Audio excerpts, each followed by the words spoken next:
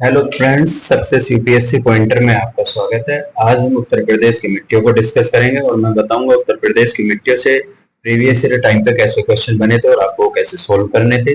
जुड़े रहिएगा वीडियो में। वीडियो आपको अच्छी लगे तो वीडियो को लाइक करना, कमेंट्स करना ना भूलें। सबसे पहले आती है कि मिट्टी या मृदा की परिभाषा क्या है। तो पृथ्वी की ऊपरी सतह पर पाए जाने वाले असंगठित पदार्थों की ऊपरी परत को मृदा कहते हैं, जो चट्टानों के विखंडन या वियोजन वनस्पतियों के अपसादों के योग से बनती हैं। किसी भी क्षेत्र में चट्टान जलवायु दशाएं जैसे वर्षा, तापमानोत्तर, ढाल की तीव्रता आदि वनस्पति के समय पर निर्भर करती है।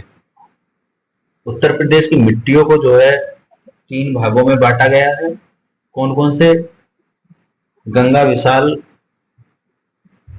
विशाल मैदान की उपनूतन मिट्टियां, दक्षिण पठार की प्राचीन रवेदार मिट्टियां और तीसरा जो होता है इसमें विंध्याचल शैलीय मृदा।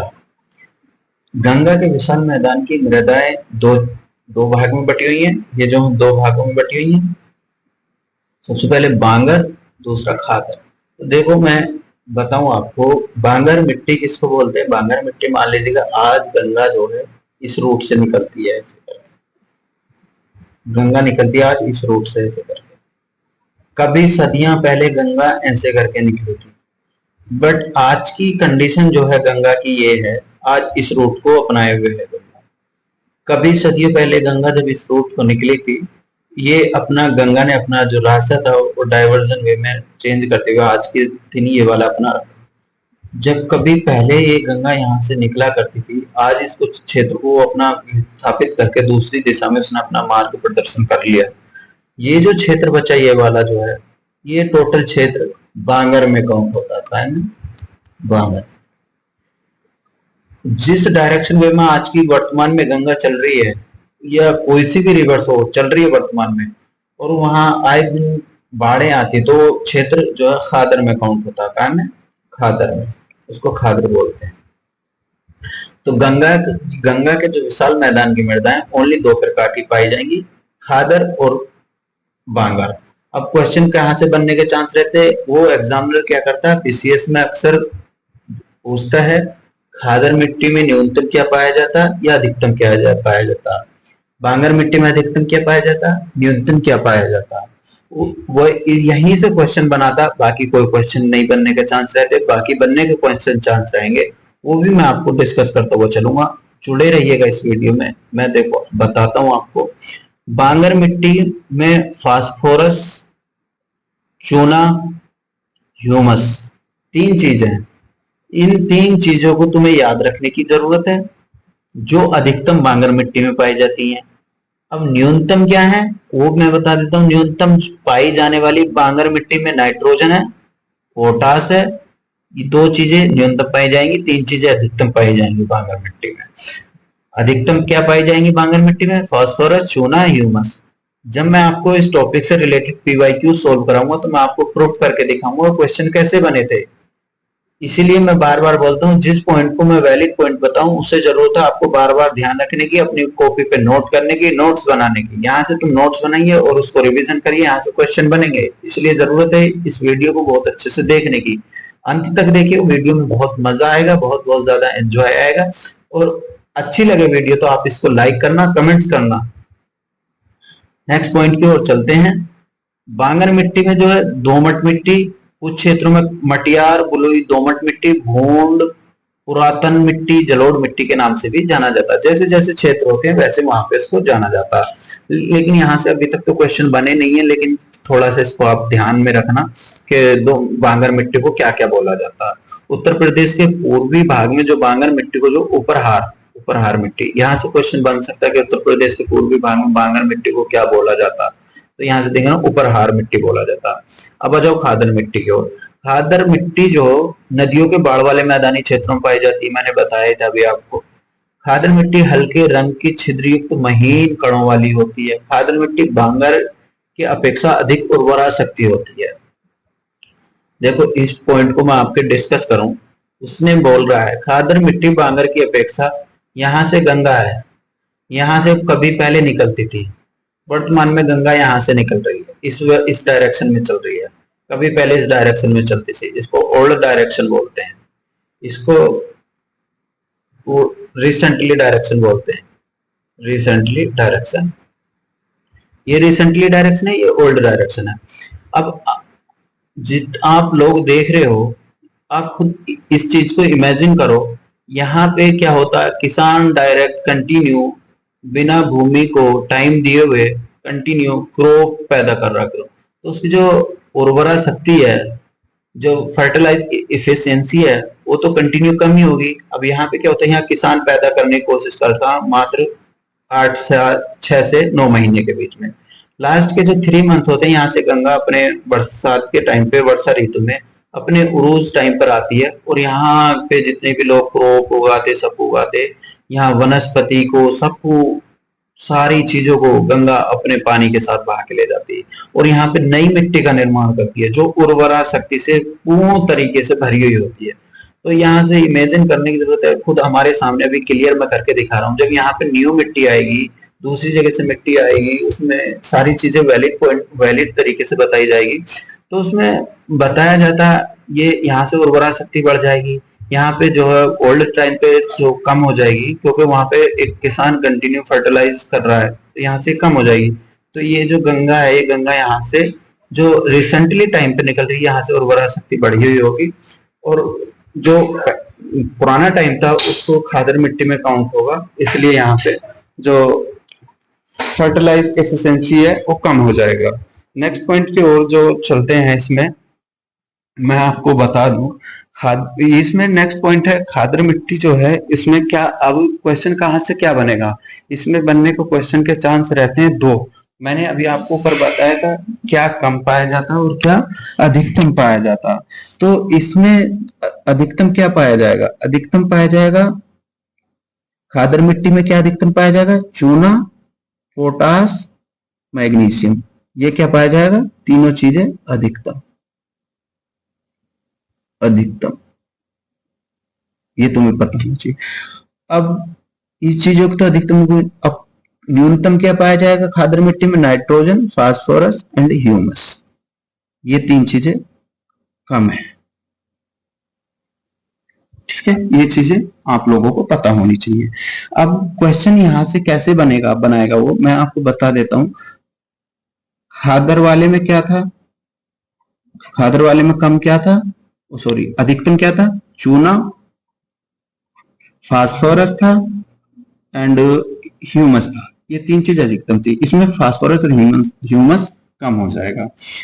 तो ये चीजें जो हमारे को स्टेट पीसीएस हो या अदरवाइज कोई सा भी आप एग्जाम ले लो, आज की डेट में आप सारे लोग जानते हो कंपटीशन बहुत ज्यादा बढ़ रहा है, तो एग्जामिनर भी अपने ट्रेंड को कंटिन्यू अप करता जा रहा है, उसको बढ़ा रहा है। तो जरूरत है यहाँ से हमें अपने जो पढ़ने का सिस्टम है उसको भी नेक्स्ट लेवल पे लेके जाने की। नेक्स्ट लेवल पे कैसे आएगा, छोटी छोटी चीजों को हमें डिफरेंट समझ में आना चाहिए।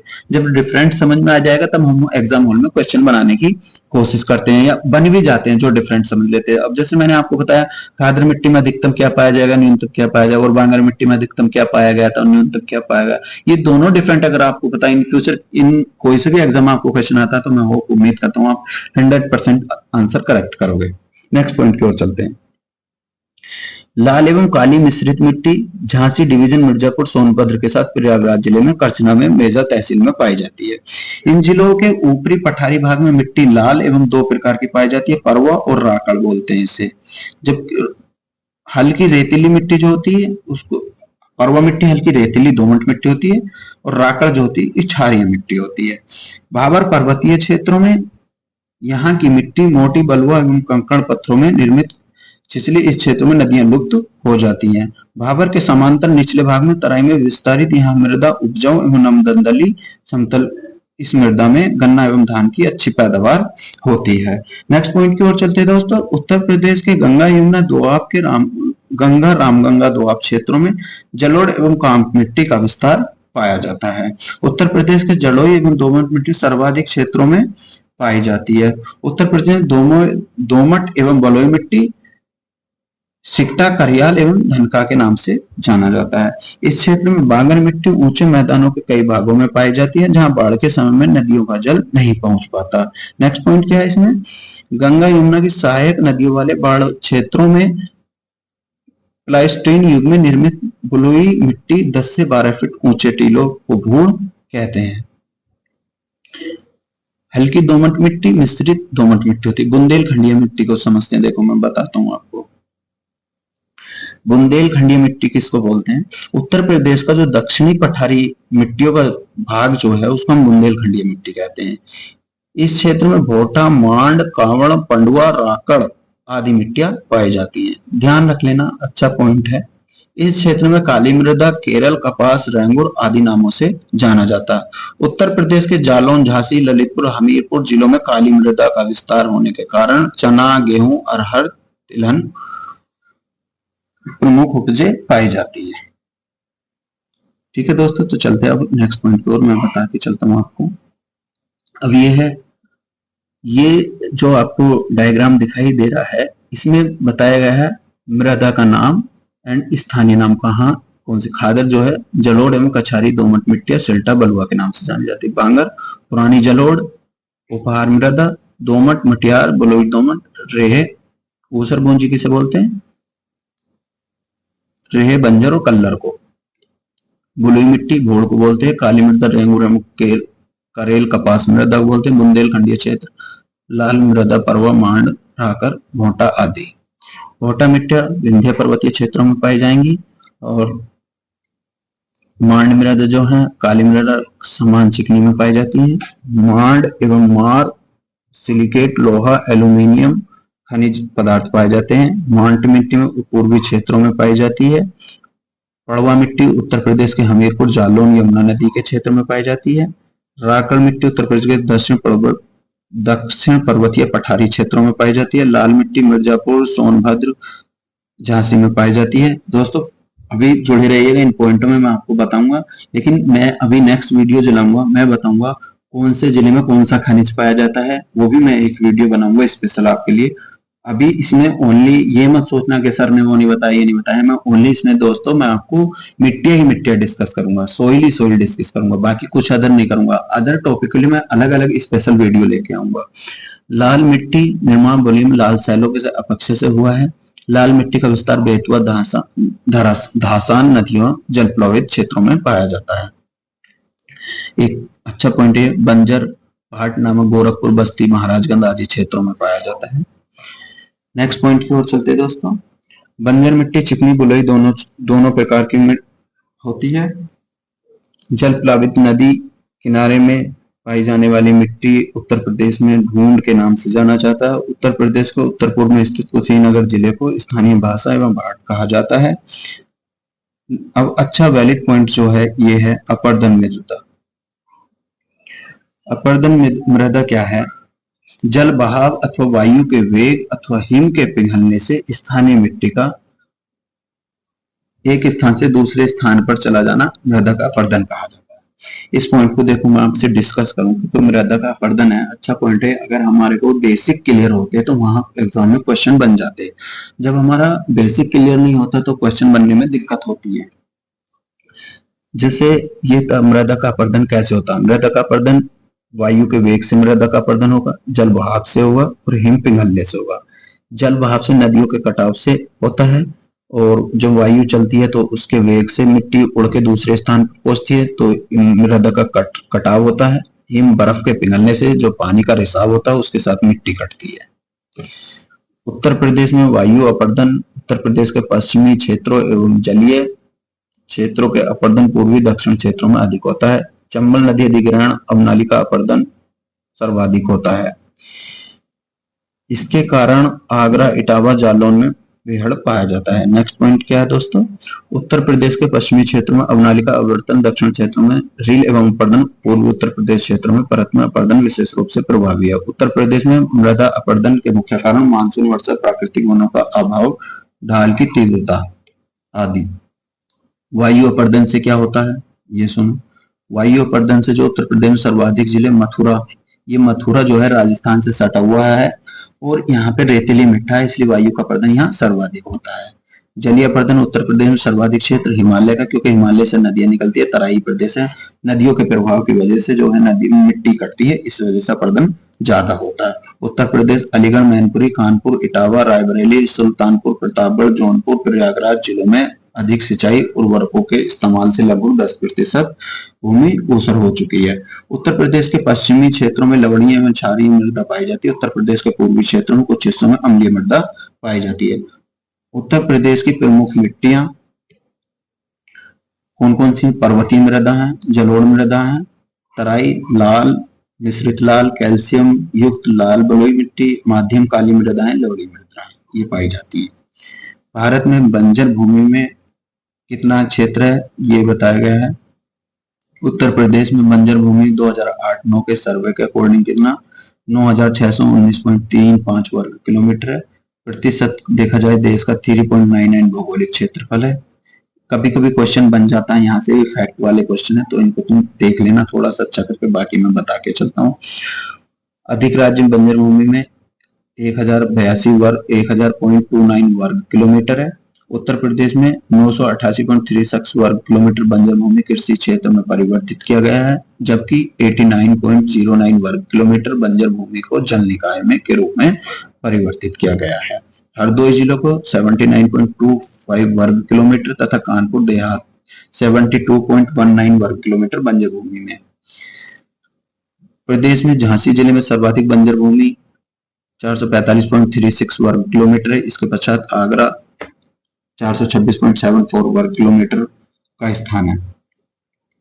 ठीक है फ्रेंड्स, ये मैंने ये जो है लवणा क्षारीय प्रभावित मिट्टी मुख्यतः रायबरेली, आजमगढ़, फतेहपुर, जौनपुर, कन्नौज, कानपुर देहात, लखनऊ आदि में, उन्नाव में सर्वाधिक लवणीय मृदा रायबरेली में पाई जाती है। ये वैलिड पॉइंट है, ध्यान रखना। तो दोस्तों मैंने आज जो है उत्तर प्रदेश की मिट्टियां डिस्कस करी हैं। यहाँ से 1-2 क्वेश्चन पर ईयर पे आता है। अब मैं नेक्स्ट वीडियो जो लेके आऊंगा मैं उत्तर प्रदेश की मिट्टियों से बने हुए प्रीवियस ईयर के क्वेश्चन उनको डिस्कस करते हैं। दोस्तों वीडियो अच्छी लगी तो लाइक करना, कमेंट करना।